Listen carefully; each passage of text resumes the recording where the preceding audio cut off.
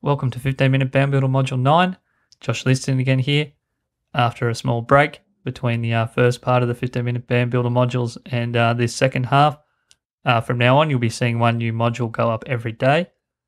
It's the end of April at the moment, so I thought it'd be a good time to dive into social media as it's coming into winter and we're all going to be inside, rugged up soon enough here in Australia, doing probably lots of stuff on our iPads and phones and everything, and maybe a little bit less touring.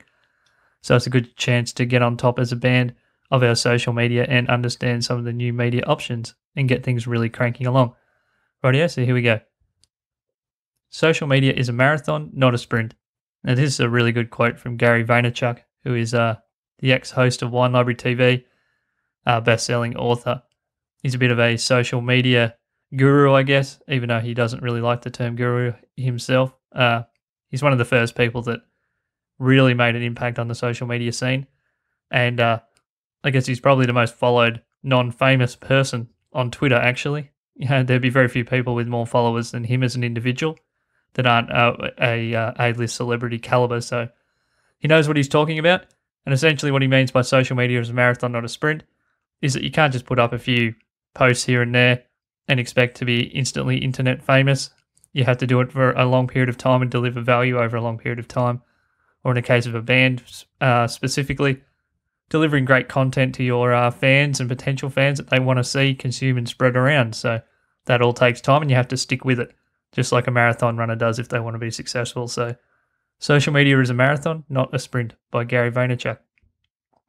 Social and new media. There's just a little quip there that you guys can read quickly. I'll give you 2 seconds to do that. Radio, moving on. Okay, these are the main tenets of what makes up social media in 2013. Obviously, there's new technologies that come and go, but these are the main topic areas, I guess, of things that you can choose to implement into your social media strategy or not. Social media sites is first. They're the things we're most familiar with. Your Facebooks, Twitters, YouTube, Vimeo, mobile apps like Instagram and Path and those types of things, Foursquare, through to formerly MySpace, which was the big social media site for musicians in 2005, 6 and 7. And then onto the professional side of the industry with sites like LinkedIn. Blogging is next. We all probably read blogs every day, whether we realize we are or not. A lot of things come in the form of blogs or use a blog template. That's essentially a website that has revolving content and also is regularly updated. So the page, or the front page at least, will change. And that's where most people find a lot of their information now when they Google things. Blogs rank very highly in Google and Bing and Yahoo and those other search engines. So I think we all know what a blog is. You probably wouldn't really be interested in pressing play on this video if you didn't know what a blog was. So audio and video podcasting. It's becoming more and more popular. I actually heard a statistic the other day, or actually might have been a quotation, that podcasting is going to be the new hot topic in marketing in general.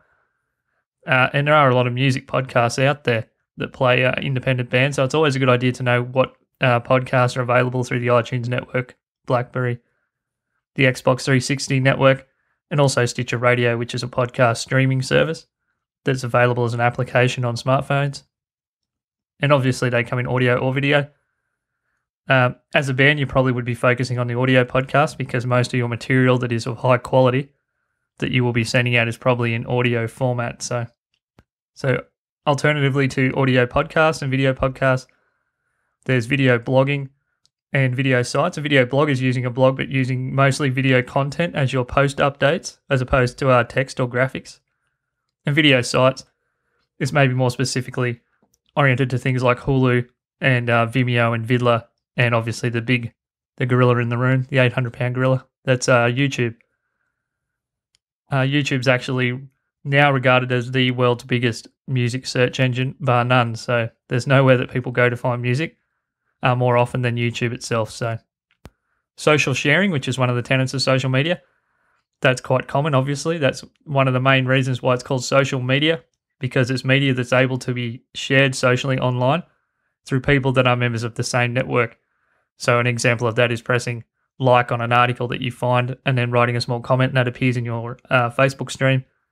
The comment itself comes up if you were to share actual content, or if you just press the like button on a page somewhere or on someone else's post, more of your friends can see that you actually like that if they're connected to you. So it's a way for information and approval, I guess, for the lack of a better term, to spread through social sharing. So another example is taking the embed code of a YouTube video that you really like and sticking it into your Facebook post update, and then there's a link to YouTube sitting right in your stream.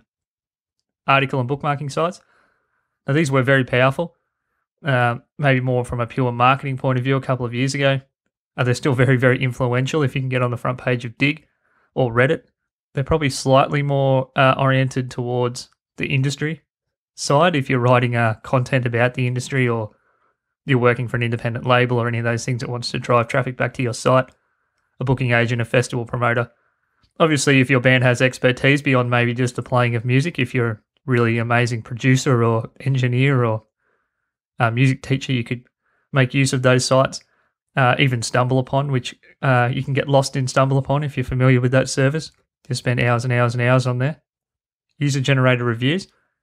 These are something as simple as people now feel a little bit more empowered to write a review about something than maybe what they used to. And I know that as opposed to reading a maybe professional press review of an album or a song now, I usually go and read all the iTunes reviews or all the Amazon reviews I can find, blog reviews, MP3 blog reviews. And these are all just made by unpaid users. They're just people that are giving their opinion. And I aggregate all those opinions together, and I'm sure most people do that now too, as opposed to just maybe looking to one media source to dictate my music taste to me. So as a band, you want to be trying to get your followers and fans to give you as many positive reviews online as you can. And obviously social media, to a greater extent, is actually powered by user-generated content. So this is people that predominantly are actually doing it for free just because they love a certain topic area. That could be something as simple as you, the artist, producing a song and then putting it out for free on all your social networks to drive attention back to your website or new shows or just to your art in general. That you're a user of the social media sites or tools and you're generating the content for them. So they're not actually producing anything other than the platform itself to keep people entertained. Mobile technology and apps. User-generated playlists and Google Free Tech. These are just all of some of the technologies that come along with the social media realm. Obviously, mobile is getting bigger and bigger. Even something as simple as your website has to be responsive to mobile now. Apps. Most people, when they're searching the net on either a smartphone or a tablet, are using some form of app that's custom made for the platform. As an example of that would be, most people would use on a tablet or an iPhone the Facebook app for their specific device. Instead of going through the search engine, whether it be Safari or Chrome on an Android device, and going in through the normal login procedure like you would on a PC, the app is made to make things like that really, really easy. User-generated playlists, these exist on iTunes. You can make iTunes U playlists. Last.fm is an example, probably of the biggest playlist site. You can share playlists throughout things like Spotify. Just by playing songs, your friends are going to see that you're playing a certain band on Spotify if you link that to your Facebook or anything like that. And finally, Google's Free Tech. Now, this is just socially produced technology, I guess. Google had their 20% time, which is quite famous in the business world, where they basically had to work on their own projects, socialize with other staff members. Obviously, that's now probably been hyperdrived by such things as social media, where people in big companies like Google can actually freely share ideas with each other.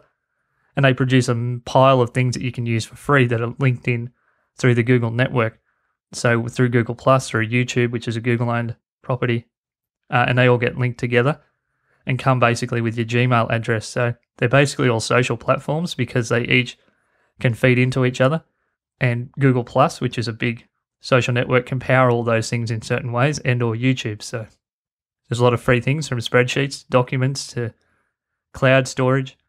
It's all on Google. So, and all were created in a more social way, I guess. So that's another example of user-generated content. It's not just coming from the users. It's actually coming from the people that work for the companies that produce all these platforms as well. The next is freemium business models. Spotify is a good example of this, which we would have covered in the digital releases module. I think that was module 6 from memory. Basically, how a freemium business model works is that the user is able to sign up, generally via either their Facebook profile account and or through a general email. And from that point, they move into a free version of either the software or the product, or in Spotify's case, the music streaming service. And the way the company makes their revenue is through ads. So it's basically like listening to radio to a certain degree. You get free access to whatever bands you can find on their network by searching for them, and you don't actually have to pay for that. The reason it's called a freemium business model is because basically to get rid of the advertisements, to open up new features, to have unlimited access to a lot of the catalog and all those types of things on most freemium business models, or whether it's the full use of the full service, if it happens to be software, you need to start paying a premium amount. So the base level model is free, and then there's a premium model as well. So they basically get you in to see if the product suits you, to see if you're going to become a fan of the product, and then try and upgrade you into a premium model. Obviously, you want to have your music on all those services because people can use them for free. So there's a good chance that they might discover you on their content curation and curators. This is big in social media. Basically, your band can take this role on if you actually choose to. And that is to curate anything from jokes to pictures to articles that you like, to if you have band has a specific political or religious bent, then you can obviously curate content that suits that market or your existing fans or audience. Basically, there's an expectation when you're putting content out there that you would have actually curated it. Curation means to actually evaluate and to check the suitability for your audience.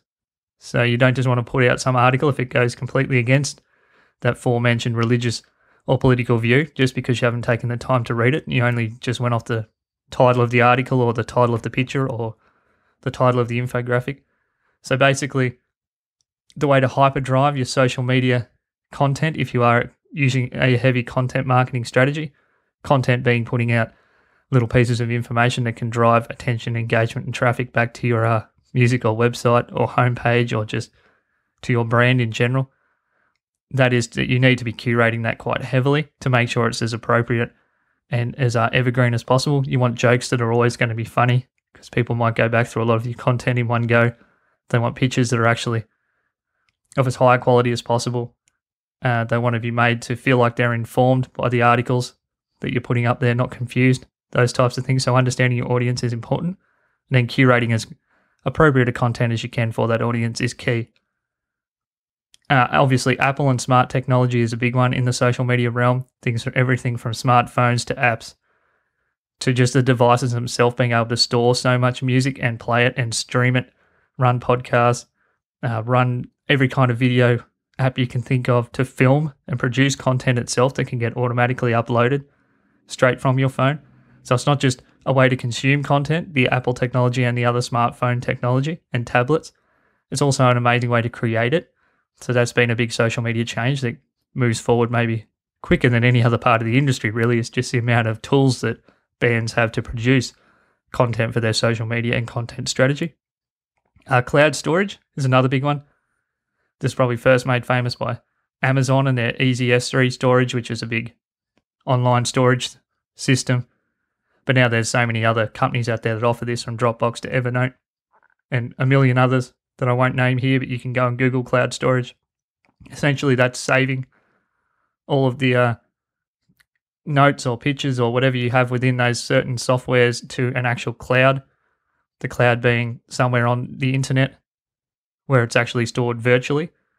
So, I mean, in real terms, there's obviously a computer somewhere that's keeping it. It's just not yours, and you can access it from anywhere at any time because it's accessed through the internet itself. Finally, there's Skype and voice over IP. So essentially these are technologies which have superseded teleconferencing and phone calls and those sorts of things, where you would have used an actual handheld phone and dialed in on a phone line. Skype and VoIP both run over the internet and are generally very high quality as long as both parties have decent internet connection. And that means reaching anyone in the world, whether it's just for an interview, for press, for recording your own interviews, if you had some kind of content strategy where you wanted to interview other musicians or producers or something for your content strategy. That's all made so much easier with Skype. Rightio, so that was an introduction to social media. there's actually going to be part 2 of this social media module, and that's where we're going to jump into maybe more of the exact tools. So I know this took quite a while just to get an introduction, but I think that was important to understand exactly what the tenets are of social media. And basically, when you look to take on a social media and content strategy, just how many options are out there and how many things you really need to be thinking about, because it is a very, very big world. And predominantly everything on the internet now is geared towards social. Even something as simple as Google's own search algorithm is more heavily influenced by social media and user interaction than it ever has been before. So we'll move on to part 2, so the video right below this one. Okay, thank you. This is Josh from DIY Music Movement. Remember, if you have any questions, Josh, DIYmusicmovement@gmail.com, or you can just hit me up on Facebook, facebook.com/DIYMM. Okay, see you later.